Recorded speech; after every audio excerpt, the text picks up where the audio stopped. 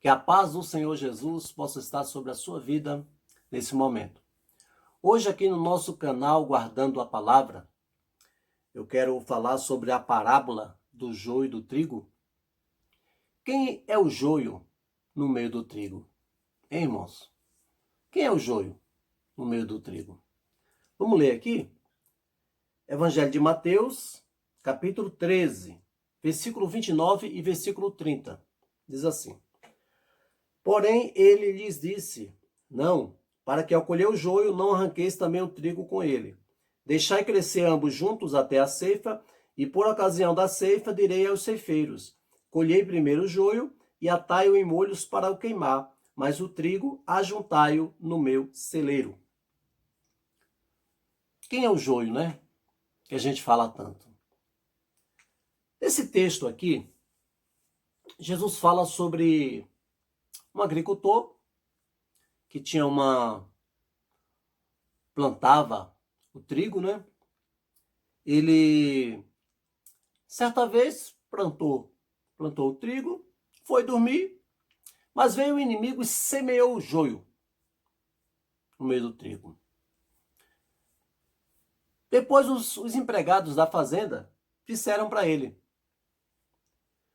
O senhor não quer que a gente resolva logo isso? Vá lá e arranque o joio para ficar só o trigo? Aí, irmãos, o dono da fazenda falou uma coisa interessante. Não, de maneira nenhuma.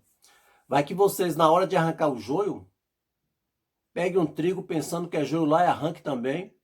Aí como é que vai ficar? Deixa crescer junto? Depois a gente vê isso aí. No final, na colheita, a gente vê. Irmãos, é interessante isso aí. Essa definição, essa explicação, não é, que Jesus contou. Veja bem, a nossa vontade é arrancar logo o joio do meio do trigo e deixar só trigo, deixar só os crentes de verdade, né? Esse pessoal que fica dando escândalo, faz coisa errada, tá no meio da igreja. A vontade da gente era tirar logo. Mas Jesus, através dessa história, disse que não era assim. Primeiro, quero ver com você, primeira coisa, a Bíblia diz que foi o inimigo que semeou o joio. É o diabo que deixa ali no meio da igreja pessoas que não são crentes de verdade, pessoas que nunca se convertem. É o diabo que deixa essas pessoas na igreja. Para o diabo é mais lucro deixar essas pessoas no meio da igreja do que tirá-las definitivamente da igreja, do que elas abandonar a igreja. Para o diabo é mais lucro elas estarem na igreja, porque na igreja elas se misturam com o trigo, né? E essas pessoas se misturam com os verdadeiros crentes e pode fazer os crentes pecar. Pode fazer os trigos deixar, os verdadeiros trigos deixar de ser trigo. Então, para o diabo é mais lucro essas pessoas que dão escândalo permanecerem na igreja e não sair. Às vezes a gente pensa, né? Era melhor fulano. Esse pessoal não quer nada com Deus, que não sai logo da igreja. Tem gente até que fala isso. Primeiro, irmão, é melhor a pessoa estar na igreja do que fora dela, porque uma hora a pessoa pode se converter de verdade, entendeu? E outra coisa, que o diabo não vai querer que a pessoa fique fora da igreja, se dentro da igreja o diabo pode usá-la para confundir os próprios crentes, para fazer com que os verdadeiros crentes percam a sua salvação, porque a Bíblia diz que as más companhias corrompem os bons costumes. Então, para o diabo, é mais lucro a pessoa que não é crente de verdade permanecer na igreja do que sair de uma vez. Jesus falou, foi o inimigo.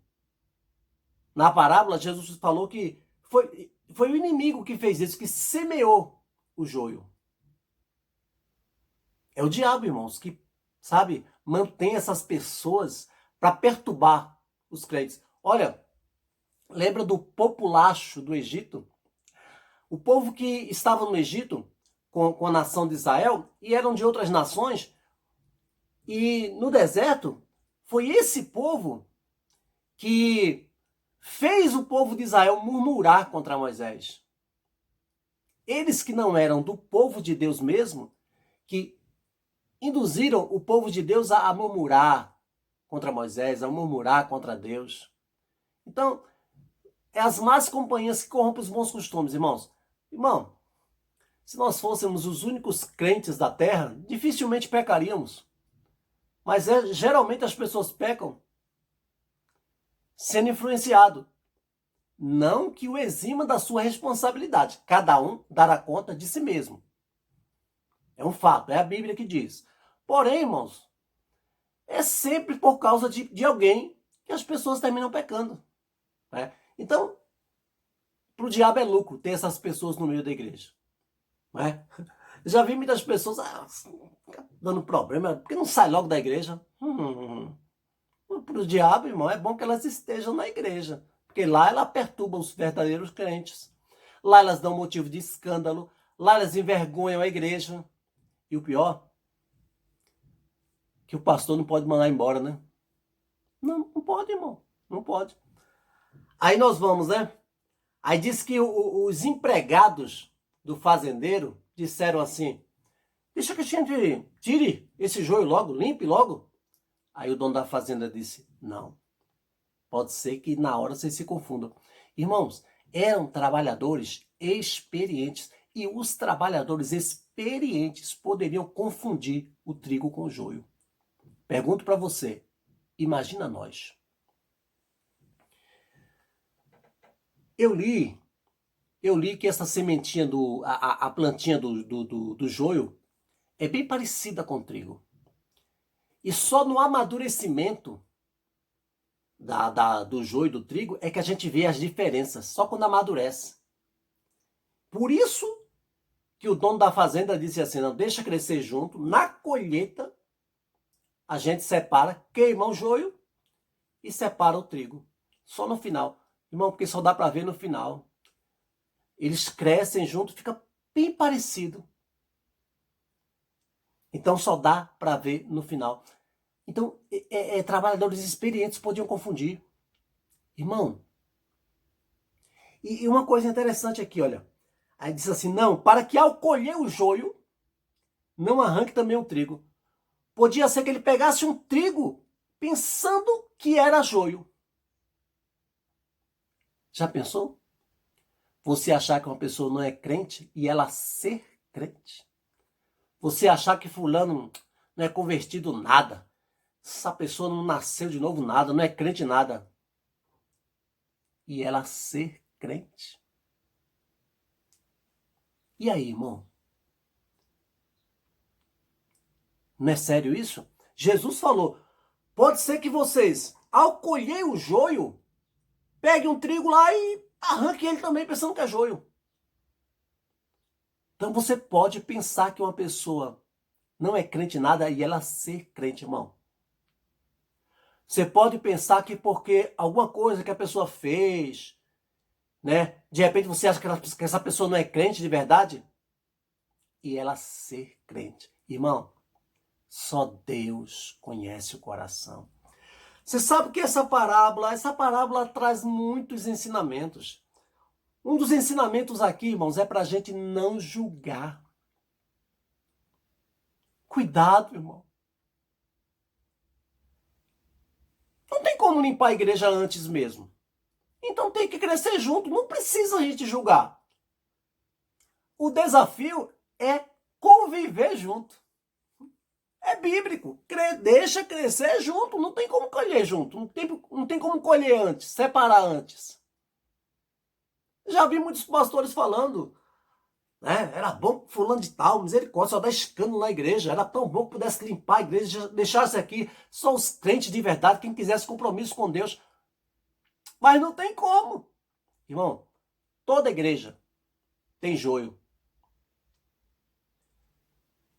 Tem gente que sai mudando de igreja, irmão, pensando que tem igreja que aqui realmente, lá naquela igreja realmente deve ter gente, o pessoal lá é sincero mesmo. Irmão, lá naquela igreja tem joio também. Toda igreja tem joio. Toda igreja tem gente que dá escândalo, que no meio dos verdadeiros crentes murmura, reclama, não obedece ao pastor direito. Irmão, toda igreja tem. De repente você esteja insatisfeito com a sua igreja. Mas aquela igreja que de repente está brilhando os seus olhos, eu quero te dar uma notícia. Lá tem joio também.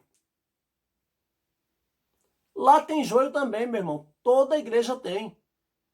Né? E crescem junto. Convivem. Convivem junto. Só no final que separa. Tem uma coisa interessante, que eu sempre pensei isso, né?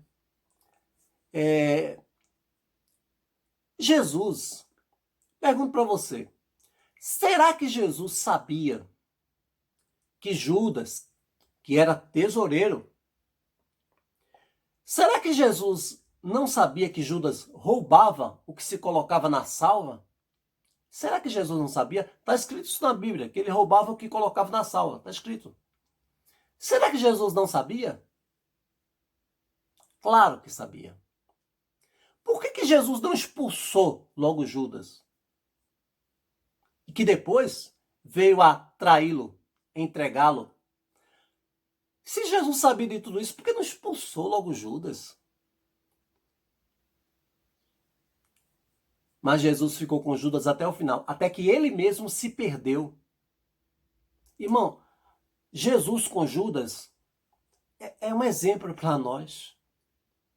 Jesus poderia ter tirado Judas, ter colocado outro, e só os 12 discípulos mesmo, mas não. No meio dos 12, teve um que traiu Jesus, que roubava a oferta que colocava na salva, e Jesus sabia e deixou.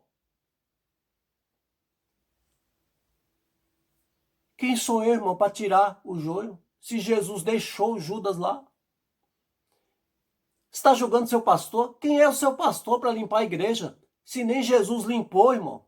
Jesus deixou que Judas mesmo se perdesse no final. Eu estou dizendo isso porque acontece muito de muitos membros da igreja, né, reclamarem do pastor. Como é que o pastor vê isso e não faz nada? Então tá bom, meu irmão. Então reclama com Jesus. Porque que Jesus deixou que Judas roubava o que tinha na salva e Jesus deixou Judas ficar segurando a salva, sendo o tesoureiro? Por que Jesus deixou? E agora? Reclama de Jesus, então. A gente é muito bom para reclamar com o nosso pastor, né, irmão? Né? Qualquer coisa é dizer, pastor não está vendo isso não? Pastor não está vendo isso não? Irmão, tem coisa que o pastor vê, mas tem coisa que só na colheita que Jesus vai separar o joio do trigo.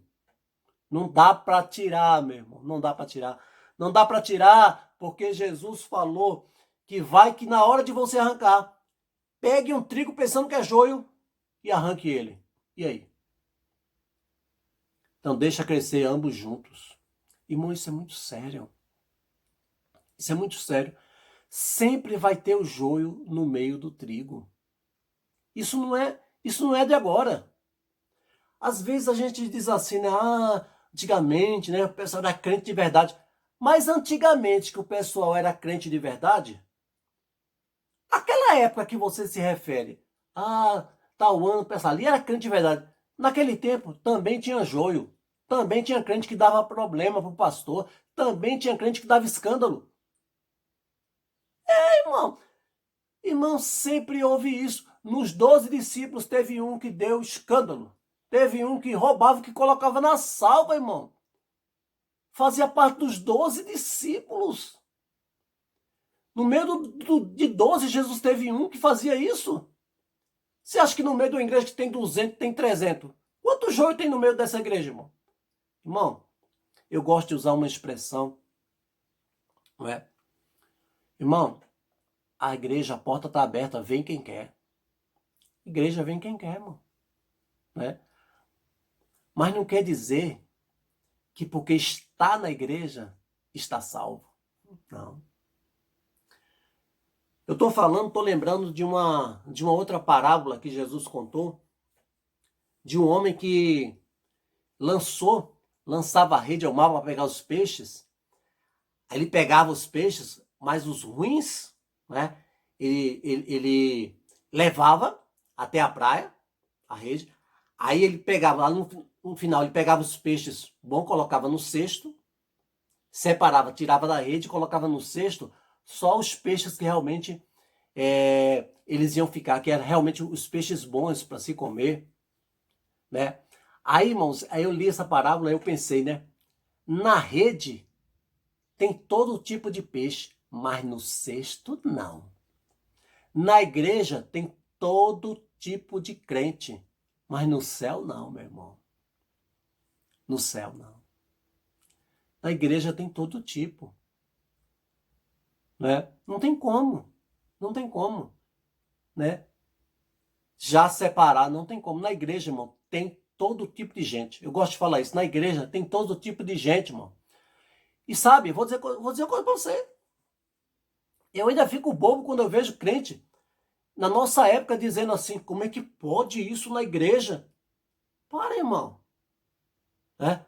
Pessoas se escandalizando ainda. Meu Deus, como é que pode a pessoa estar na igreja e fazer isso? Irmão, isso acontece, aconteceu, acontece e vai sempre acontecer.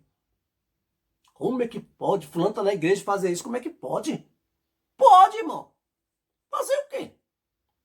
Como é que podia Judas ouvir os ensinamentos de Jesus, andar com Jesus, tomar ceia, né? Participar, vendo os milagres que Jesus fazia, vendo tudo aquilo e pegava o dinheiro que era colocado na salva. Como é que podia? E o pior era que Jesus deixou. Só no final que Judas se perdeu. Aí, irmão, tem uma coisa tremenda também, né? No final que Judas se perdeu. Até o final, Judas podia ter se arrependido. Ele mesmo se perdeu. Irmão, Jesus não lança ninguém fora. Ele espera que a pessoa, então, se perca. Mas ele não lança fora. Ele não, assim, já não conta com a pessoa, já separa a pessoa, não. Aleluia. Porque, irmãos, qualquer pessoa pode mudar. Ó, fica com essa palavra, irmão. Por que Jesus não lança fora? Porque qualquer pessoa ainda pode mudar. Oh, aleluia. Aquela pessoa, de repente, que a gente vê no meio da igreja só dá problema. Sabe? Que crente tribuloso. Jesus crê que ele pode mudar. Jesus espera que ele pode mudar. Aleluia. E se Jesus, irmão, espera uma pessoa mudar, quem sou eu para jogar fora? Quem é você para jogar fora, irmão? Aleluia. Aleluia. Louvado seja o nome do Senhor. Sempre vai ter, irmão. Sempre vai ter o joio no meio do trigo. Quem é o joio, pastor, no meio do trigo? Irmão, no final a gente vai conhecer. No final a gente vai saber, irmão. É assim que Jesus falou nessa parábola aqui. Deixa crescer junto até a colheita. No final a gente separa. Jesus falou que só vai separar no final. Você quer separar agora? Jesus mesmo falou que só no final que separa. Que a gente vai conhecer. E a gente vai conhecer agora, vai querer saber agora. Por isso, irmão, não julgue. Você pode dizer que uma pessoa é joio e ela ser trigo, irmão. Você pode fazer um mau julgamento.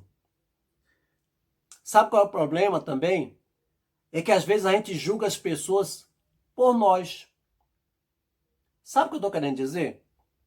Por exemplo, eu gosto de ler 10 capítulos da Bíblia por dia. Se uma pessoa lê um capítulo só, eu vou achar que essa pessoa não tem compromisso com Deus. Tá? Eu julgo ela por mim. Eu gosto de orar todo dia 1 hora. Se a pessoa ali ora somente 10 minutos, eu vou dizer que essa pessoa não quer compromisso com Deus.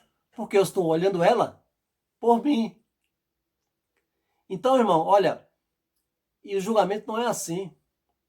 Então, irmãos, quem de nós está apto para realmente julgar? Quem de nós? Então, meu irmão, aleluia, louvado seja o nome do Senhor. No final, aí a gente vai saber. Porque eles crescem juntos. Esse é que é o desafio, né? Viver com o joio. Viver com esse pessoal que dá escândalo no meio da igreja. Viver com esse pessoal. Fazer o quê? Tenho que conviver com eles. Amá-los. Sim, amá-los. Perdoá-los. Abraçá-los. Porque Jesus pode transformá-los. Eles podem mudar. E mesmo assim eu não tenho que fazer julgamento. Jesus, quem sabe, eu tenho que, cada um, dar a conta de si mesmo a Deus. Cada um dar a conta de si mesmo. Né? Eu tenho que olhar para Jesus para não perder minha salvação. Você também. Então, meu irmão, é muito interessante essa parábola do joio e do trigo. Muito interessante, né? Então, guarde essa palavra de Deus no seu coração. Né? Guarde essa palavra de Deus no seu coração. Que Deus possa abençoar no dia de hoje a sua vida. Que Deus possa abençoar a sua casa. E Deus abençoe a sua família. Em nome do Senhor Jesus.